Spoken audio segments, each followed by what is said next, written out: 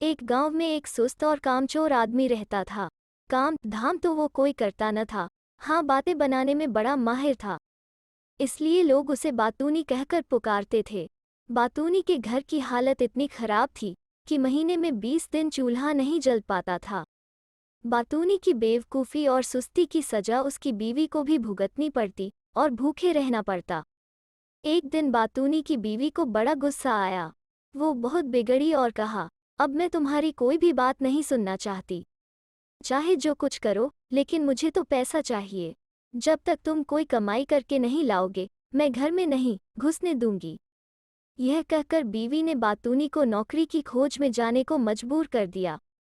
साथ में रास्ते के लिए 4 रूखी सूखी रोटियां भी बांध दी। साग सब्जी कोई थी ही नहीं, देती कहाँ से? इस प्रकार बातूनी को न चाहते हुए भी नौकरी की खोज में निकलना पड़ा। बातूनी सबसे पहले अपने गांव के साहूकार के यहाँ गया। सोचा कि शायद साहूकार कोई छोटी मोटी नौकरी दे दे, लेकिन निराश होना पड़ा। साहूकार के कारिंदों ने ड्योढ़ी पर से ही डांट डपकर भगा दिया। अब बातूनी के सामने कोई रास्ता नहीं था। फिर भी एक गांव से दूसरे गांव तक दिन भर भटकता रहा। घर लौट नहीं सकता था, क्योंकि बीवी ने सख्त हिदायत दे रखी थी कि जब तक नौकरी न मिल जाए, घर में पैर न रखना। दिन भर चलते चलते जब बातूनी थककर चूर हो गया, तो सोचा कि कुछ देर सुस्ता लिया जाए। भूख भी जोरों की लगी थी, इसलिए खाना खाने की बात भी उसके मन में थी। तभी कुछ दूर पर एक कुआं दिखाई दिया। बातूनी को हिम्मत बंधी और उसी की ओर बढ़ चला। कुएं के चबूतरे पर बैठकर बातूनी ने बीवी की दी हुई रोटियों की पोटली खोली। उसमें 4 रूखी सूखी रोटियां थीं। भूख तो इतनी जोर की लगी थी कि उन चारों से भी पूरी तरह न बुझ पाती। लेकिन समस्या यह भी थी कि अगर चारों रोटियों आज ही खा डाली तो कल, परसों या उससे अगले दिन क्या करूंगा, क्योंकि नौकरी खोजे बिना घर घुसना नामुमकिन था। इसी सोच विचार में बातूनी बार बार रोटियां गिनता और रख देता। समझ में नहीं आता कि क्या किया जाए। जब बातूनी से अपने आप कोई फैसला न हो पाया, तो कुएं के देव की मदद लेनी चाहिए। वो हाथ जोड़कर खड़ा हो गया और बोला, हे बाबा, अब तुम ही हमें आगे रास्ता दिखाओ। दिन भर कुछ भी नहीं खाया है। भूख तो इतनी लगी है कि चारों को खा जाने के बाद भी शायद ही मिट पाए। लेकिन अगर चारों को खा लेता हूँ तो आगे क्या करूँगा? मुझे अभी कई दिनों यहीं आसपास भटकना है।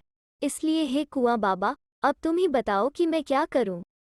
1 खाऊं, 2 खाऊं, 3 खाऊं, चारों खा जाऊं? लेकिन कुएं की ओर से कोई जवाब नहीं मिला। वो बोल तो सकता नहीं था, इसलिए कैसे जवाब देता। उस कुएं के अंदर 4 परियां रहती थीं।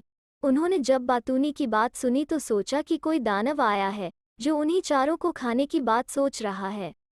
इसलिए तय किया कि चारों को कुएं से बाहर निकलकर उस दानव की विनती करनी चाहिए ताकि वो उन्हें न खाए। यह सोचकर चारों परियां कुएं से बाहर निकल आई। हाथ जोड़कर वे बातूनी से बोली, हे दानवराज, आप तो बड़े बलशाली हैं। आप व्यर्थ ही हम चारों को खाने की बात सोच रहे हैं। अगर आप हमें छोड़ दे तो हम कुछ ऐसी चीजें आपको दे सकती हैं जो आपके बड़े काम आएंगी। परियों को देखकर वो उनकी बातें सुनकर बातूनी हक्का बक्का रह गया। समझ में न आया कि क्या जवाब दे, लेकिन परियों ने इस चुप्पी का यह मतलब निकाला कि उनकी बात मान ली गई। इसलिए उन्होंने एक कठपुतला व एक कटोरा बातूनी को देते हुए कहा, हे दानवराज, आपने हमारी बात मान ली, इसलिए हम सब आपका बहुत बहुत उपकार मानती हैं। साथ ही अपनी यह 2 तुच्छ भेंटें आपको दे रही हैं। यह कठपुतला हर समय आपकी नौकरी बजाएगा। आप जो कुछ कहेंगे करेगा। और यह कटोरा वो हर एक खाने की चीज़ आपके सामने पेश करेगा जो आप इससे मांगेंगे। इसके बाद परियां फिर कुएं के अंदर चली गई। इस सबसे बातूनी की खुशी की सीमा न रही। उसने सोचा कि अब घर लौट चलना चाहिए, क्योंकि बीवी जब इन दोनों चीज़ों के करतब देखेगी तो फूली न समाएगी। लेकिन सूरज डूब चुका था और रात घिर आई थी, इसलिए बातूनी पास के एक गांव में चला गया और एक आदमी से रात भर के लिए अपने यहाँ ठहरा लेने को कहा। यह भी वादा किया कि इसके बदले में वो घर के सारे लोगों को अच्छे अच्छे पकवान व मिठाइयाँ खिलाएगा। वो आदमी तैयार हो गया और बातूनी को अपनी बैठक में ठहरा लिया। बातूनी ने भी अपने कटोरे को निकाला और उससे अपने करतब दिखाने को कहा। बात की बात में खाने की अच्छी अच्छी चीज़ों के ढेर लग गए। जब सारे लोग खा पी चुके तो उस आदमी की घरवाली जूठे बर्तनों को लेकर नाली की ओर चली। यह देखकर बातूनी ने उसे रोक दिया और कहा कि मेरा कठपुतला बर्तन साफ कर देगा। बातूनी के कहने भर की देर थी कि कठपुतले ने सारे के सारे बर्तन पल भर में निपटा डाले। बातूनी के कठपुतले और कटोरे के यह अजीबोगरीब करतब देखकर गांव के उस आदमी और उसकी बीवी के मन में लालच आ गया। बातूनी जब सो गया तो वो दोनों चुपके से उठे और कटोरे व कठपुतले को चुराकर उनकी जगह एक नकली कठपुतला और कटोरा रख दिया। बातूनी को यह बात पता न चली। सवेरे उठकर उसने हाथ मुंह धोया और दोनों नकली चीजें लेकर घर की ओर चल दिया। घर पहुंचकर उसने बड़ी डींगे हाँकी और बीवी से कहा, भगवान, अब तुझे कभी किसी बात के लिए झींकना नहीं पड़ेगा। न घर में खाने को किसी चीज की कमी रहेगी और न ही कोई काम हमें तुम्हें करना पड़ेगा। तुम जो चीज खाना चाहोगी मेरा यह कटोरा तुम्हें खिलाएगा और जो काम करवाना चाहोगी मेरा यह कठपुतला कर डालेगा। लेकिन बातूनी की बीवी को इन बातों पर विश्वास न हुआ। उसने कहा, तुम तो ऐसी डींगे रोज ही मारा करते हो, कुछ करके दिखाओ तो जानूं।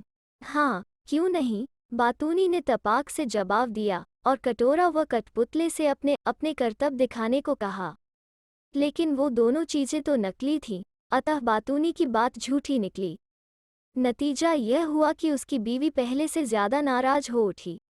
कहा, तुम मुझे इस तरह धोखा देने की कोशिश करते हो। जब से तुम घर से गए हो घर में चूल्हा नहीं जला है। कहीं जाकर मन लगाकर काम करो तो कुछ तनख्वाह मिले और हम दोनों को 2 जून खाना नसीब हो। इन जादुई चीजों से कुछ नहीं होने का।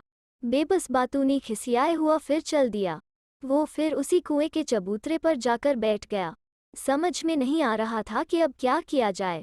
जब सोचते सोचते वो हार गया और कुछ भी समझ में न आया तो उसकी आंखें छलछला आई और रोने लगा। यह देखकर कुएं की चारों परियां फिर बाहर आई और बातूनी से उनके रोने का कारण पूछा। बातूनी ने सारी आपबीती कह सुनाई। परियों को हंसी आ गई। वे बोलीं, हमने तो तुम्हें कोई भयानक दानव समझा था और इसलिए खुश करने के लिए वे चीजें दी थीं, लेकिन तुम तो बड़े ही भोले भाले और सीधे आदमी निकले। खैर, घबराने की जरूरत नहीं, हम तुम्हारी मदद करेंगी। तुम्हारा कठपुतला और कटोरा उन्हीं लोगों ने चुराया है जिनके यहाँ रात को तुम रुके थे। इस बार तुम्हें एक रस्सी व डंडा दे रही हैं। इनकी मदद से तुम उन दोनों को बांध व मारकर अपनी दोनों चीजें वापस पा सकते हो। इसके बाद परियां फिर कुएं में चली गईं। जादुई रस्सी डंडा लेकर बातूनी फिर उसी आदमी के यहाँ पहुंचा और कहा, इस बार मैं तुम्हें कुछ और नए करतब दिखाऊंगा। वो आदमी भी लालच का मारा था। उसने समझा कि इस बार कुछ और जादुई चीजें हाथ लगेंगी, इसलिए उसने खुशी खुशी बातूनी को अपने यहाँ टिका लिया। लेकिन इस बार उल्टा ही हुआ। बातूनी ने जैसे ही हुक्म दिया वैसे ही उस घरवाले व उसकी बीवी को जादुई रस्सी ने कसकर बांध लिया और जादुई डंडा दनादन पिटाई करने लगा। अब तो वे दोनों चीखने चिल्लाने और माफी मांगने लगे। बातूनी ने कहा, तुम दोनों ने मुझे धोखा दिया है। मैंने तो यह सोचा था कि तुमने मुझे रहने को जगह दी है, इसलिए मैं भी तुम्हारे साथ कोई भलाई कर दूं। लेकिन तुमने मेरे साथ उल्टा बर्ताव किया, मेरे कठपुतले और कटोरे को ही चुरा लिया। अब जब वे दोनों चीजें तुम मुझे वापस कर दोगे तभी मैं अपनी रस्सी व डंडे को रुकने का हुक्म दूंगा। उन दोनों ने झटपट दोनों चुराई हुई चीजें बातूनी को वापस कर दी। यह देखकर बातूनी ने भी अपनी रस्सी व डंडे को रुक जाने का हुक्म दे दिया। अब अपनी चारों जादुई चीजें लेकर बातूनी प्रसन्न मन से घर को वापस लौट पड़ा। जब बीवी ने देखा कि बातूनी वापस आ गया है तो उसे बड़ा गुस्सा आया। उसे तो कई दिनों से खाने को कुछ मिला नहीं था, इसलिए वह भी झुंझलाए हुई थी। दूर से ही देखकर वो चीखी, कामचोर, तुम फिर लौट आए। खबरदार, घर के अंदर पैर न रखना, वरना तुम्हारे लिए बेलन रखा है। यह सुनकर बातूनी दरवाजे पर ही रुक गया। मन ही मन उसने रस्सी व डंडे को हुक्म दिया कि वे उसे काबू में करें। रस्सी और डंडे ने अपना काम शुरू कर दिया। रस्सी ने कसकर बांध लिया और डंडे ने पिटाई शुरू कर दी।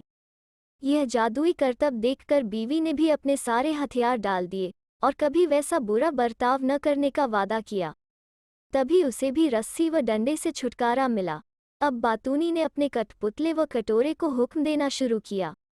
बस फिर क्या था, कठपुतला बर्तन व जिन जिन चीज़ों की कमी थी झटपट ले आया और कटोरे ने बात की बात में नाना प्रकार के व्यंजन तैयार कर दिए।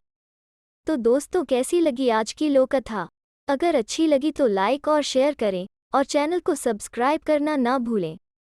फिर मिलते हैं एक नई लोककथा पर।